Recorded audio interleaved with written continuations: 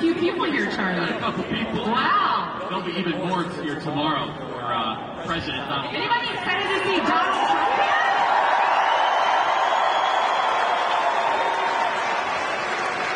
Well, he's coming here. Before we get started, I just want to let everybody know, Donald Trump is coming to Michigan because we're taking Michigan back, and then we're taking the country back.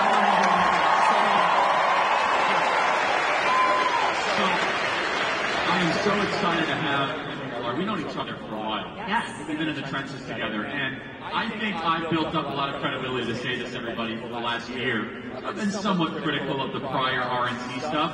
I am thrilled that Lara Trump is now the co-chair of the RNC. And you're doing a great job. Let's get right into it. I don't know if you guys know this, but you here are at a crime scene. You know this? This is where they counted the ballots in 2020. This convention center. Now, of course, I'm sorry. Safe, secure, most amazing election. Oh, yeah, that one. But, no, literally, it happened right here. They rented this out. They didn't allow any observers here, right here. Lara, you're here actually launching a new election integrity task force.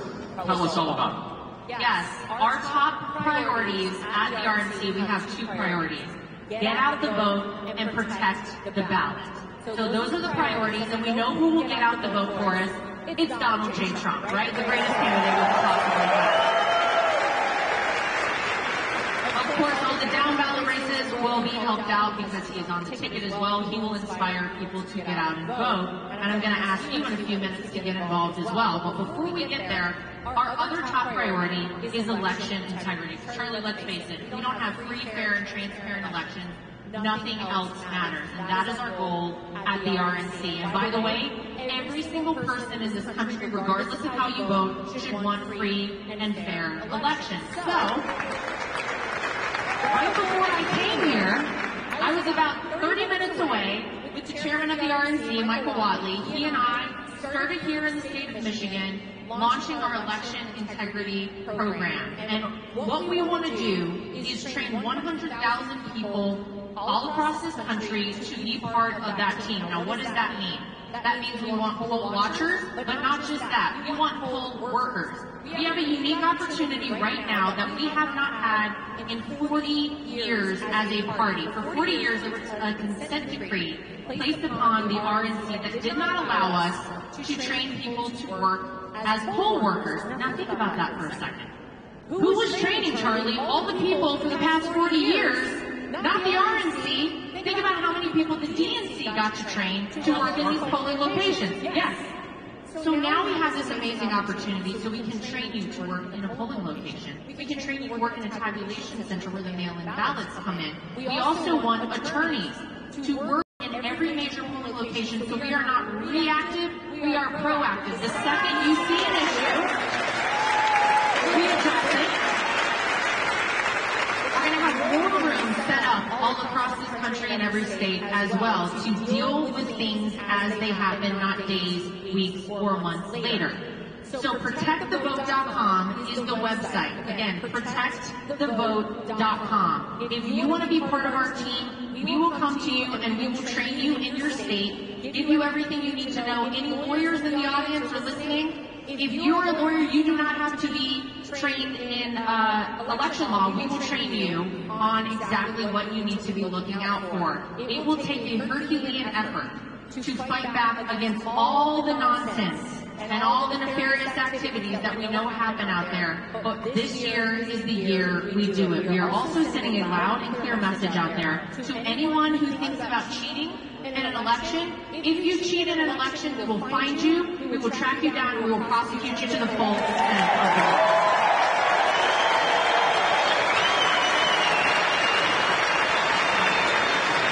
So we launched it today. We're taking it all the way. The first day early voting starts all the way up until November 5th, and that's how we are going to protect the ballot this time around. We can never repeat 2020 ever again, ladies and gentlemen. This is so incredibly important, and this is different than in 2020. In 2020, let's be honest, we were caught flat-footed, and some of the people that were in charge did not do their job. And we will never allow that to happen again. Lara, you just said something incredibly profound I want to repeat. For 40 years, we, our Republicans, were not allowed to be poll workers. Big difference. So when they were counting ballots here at this convention center, and they were saying you're not allowed to watch, those are poll watchers they were excluding. Now, you could be on the inside as poll workers. Can you dive deeper into more details? Because I think our audience needs to know that, hey, I want to get involved. I want to become a poll worker. Tell us more about this. This is the person, when you go in to vote, who hands you a ballot, to whom you hand a ballot, who helps you there in the polling location. He can physically handle these ballots. You can count how many ballots come in, and you will know how many ballots should go out. The level of transparency that will allow for with us is huge. That is an incredible opportunity that we now have. And by the way, Charlie, do you know why this consent decree was lifted?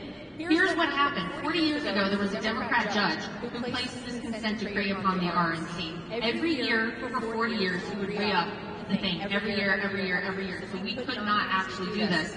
The only reason it was lifted is because this judge died about a year ago, and they lifted the consent decree. That's why. Yes. So it died with him. And I want to let you guys know something else. If you come to our physical office in Washington, D.C., the RNC headquarters, the bulk of the staff we have at that office is solely focused on this issue, day in, day out, every hour of every single day, because nothing is more important. This will be a free, fair, and transparent election. We're going to work hard for it. I'm impressed. Let's talk about how the RNC and the Trump campaign are really working as one. This is very important because some people say, I don't quite understand, what is all this? Talk about how there's a symbiotic and harmonic relationship. Yeah, so I know it's hard to believe because I don't look a day over 20, but this is my third presidential election cycle that I've been through. I know.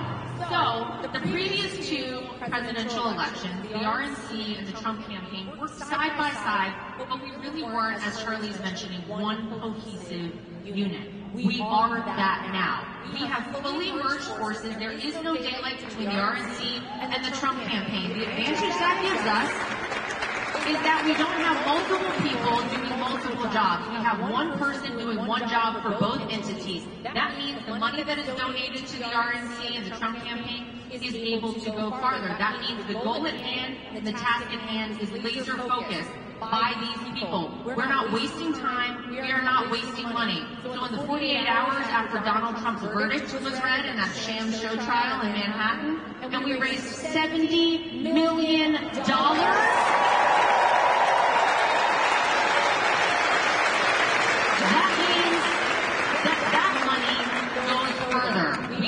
working as one unit, and that is going to ensure success come November 5th as well. And every single person has a role to play here. And so another element of this is how groups like Turning Point Action and other outside groups are now able to work on door knocking and canvassing with the campaign. And we've been talking a lot about that openly. I think one of the greatest frauds, though, on the American people is our own people not showing up to vote. So it's a two-pronged strategy. We must secure the vote, but we also must make sure that every single one of our own people are registered to vote and to vote. And let me just be clear. If you're attending this event and you're not registered to vote, go to tpaction.com/vote and get that done in like 30 seconds. I mean, that is the least you can do. And I want to tell you a quick story to go back to Lara. I live in Arizona. We have to win Arizona, by the way. It is mission critical to win Arizona. I am obsessing about it, and I started to see the data of how many people support us but are not voting or registered to vote. I found it hard to believe. So I'd be out and about at dinner, and someone would come up, Charlie, I see you on TikTok, I listen to your podcast, and I have a selfie. And I'd start to ask, are you registered to vote? A shocking number of people who watch our content, who even wear Trump gear, are not registered to vote. Lara, can you talk about how we are doing fraud to ourselves if we stay at home, not vote, and not get our friends to vote as well? This is a must-win election, right? We all know that. It's palpable across the country what is at stake. it is not just our right as an American citizen, it is our duty to ensure that we get out and vote. And Charlie's exactly right. There are so many people out there who say, oh yeah, I like Donald Trump, I support Donald Trump, but they're maybe not registered to vote, or maybe they are registered to vote, but they're a little harder to mobilize. They're what we call low propensity voters. We have just launched Trump Force 47. What that is a community effort. That means every person in this room, you can participate. We want neighbor-to-neighbor contact. Who better to talk to your neighbor than someone they already know, right? You have to identify a certain number of people, and that is your goal. You get them out to vote. Get your neighbors, get your friends, get your family, get your dentist, get everybody you know, I don't care, as long as they're voting the right way, out to vote. If you want to be part of this team, TrumpForce47.com is the website. All of us have a role to play. We cannot sit idly by on the sidelines in this election. I'm traveling the country as the co-chair of the RNC, and I'm honored to do it, but I have 2 young kids at home. They are 4 and 6 years old, and I can tell you it is very hard when I leave my children, but I'm out here doing it for them. Because this isn't about us right now. This is about the future of America. And we all have a role that we can play. So we want everyone to get engaged, and we want to also make sure everybody understands we're going to have to play this game differently, right? We can't continue to do the same thing over and over again and expect different results. It's literally the definition of insanity. So we have our election integrity program that we started at the RNC. That is the first of its kind effort.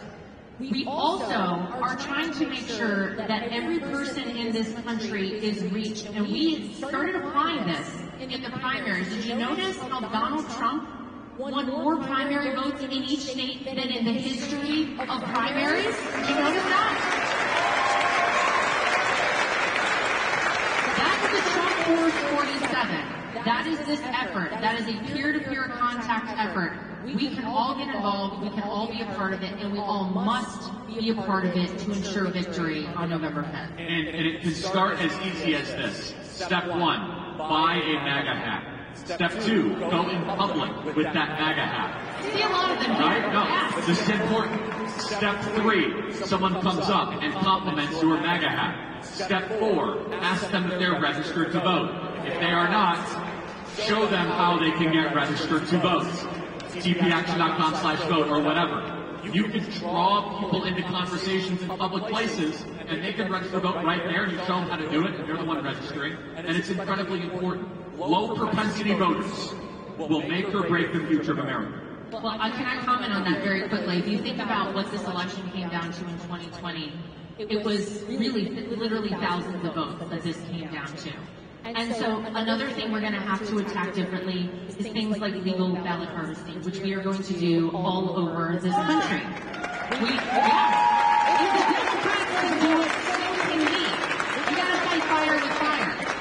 We also have to start encouraging people to vote early. And let me tell you why. I know as Republicans, we want the perfect ideal day. We want 1 day of voting, we want paper ballots, and we want voter ID. I want that too, and we can get there, but we've got to play the hand that we're dealt right now. And the hand that we're dealt is that we have an election season.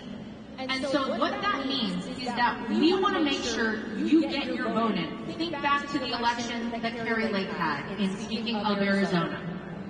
We literally saw a voting precinct on election day. This was a red district.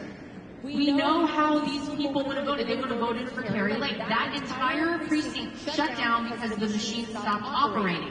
Line wrapped around the block on election day. None of those people got to vote. You can argue Carrie Lake may have won her election had that not happened. So what do we want from you?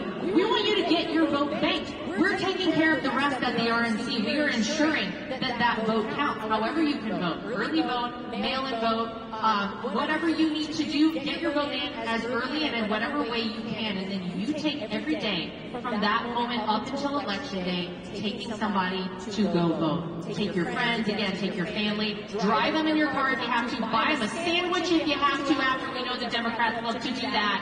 Whatever you need to do it and get them to go vote. And then what that does for us on the other end is it allows us to use our resources to to target the rest of those low propensity voters. You don't have to worry about your vote. You don't have to worry that you're going to have a voting precinct, breakdown, that you're going to have life happen, your kid gets sick, you get called into work that day, whatever it is. Bank your vote and then take someone with you to go vote every day from that point. And also, some of you might not know this, you can vote early in person. It's called in-person early voting, which you might think the only way to vote early is by mail-in voting. Wrong, yeah. You can do in-person early voting, which, by the way, that form of voting, Republicans in Florida win 80% of in-person early votes, and it's one of the reasons why Florida has become such a deep red state. Now, hear me out. I have been a late convert to what Lara just said, and I believe everything. Because I saw it with my own eyes. I showed up at my local precinct in Scottsdale, Arizona, at 8 a.m., ready to go vote in person. I said, boy, these lines, they're so long. Kerry's going to win. And I said, why are the lines so long? No one's moving.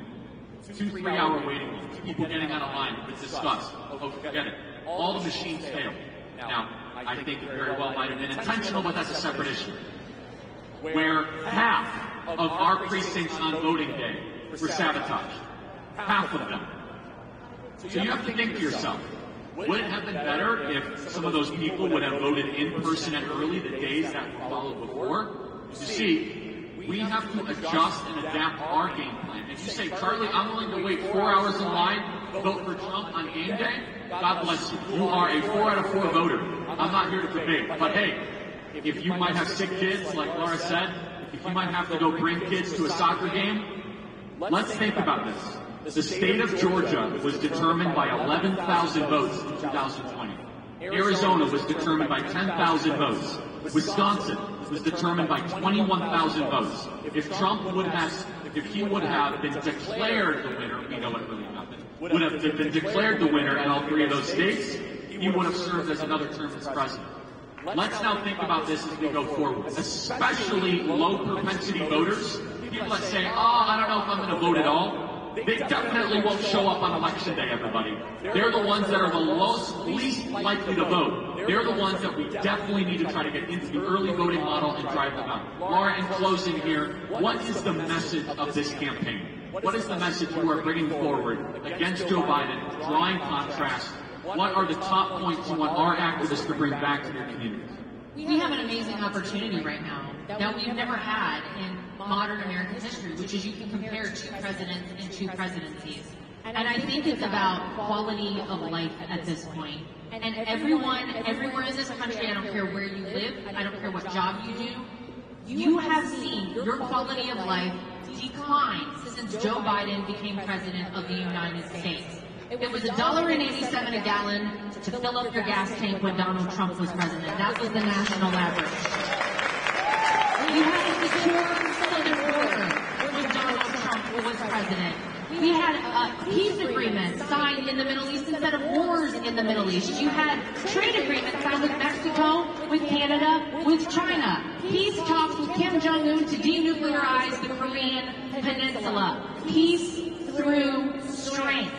That was the motto of Donald Trump. We had a robust and able-bodied military who was battle-ready on day one. And people knew that when Donald Trump said something, Donald Trump meant it, and they didn't even try. So you have to make that contrast for people out there, because there are some people who watch the wrong thing out there, get their news from the wrong information sources, and they've been bamboozled a little bit, shall we say. But you have an opportunity right now, because people are hurting everywhere in this country. You have to tell people you don't have to love everything that Donald Trump used to tweet but now posts on Truth Social, right? You don't have to love it. But you do have to look at the policies, and that's the difference between Republicans and Democrats. We speak in truth and facts on this side. The other side is all emotion-based. Bring people back to the truth, bring people back to the facts, bring people back to how their lives will every day be impacted with Donald Trump back in the White House. And I believe we will see him reelected as our 47th president on November 5th of this year.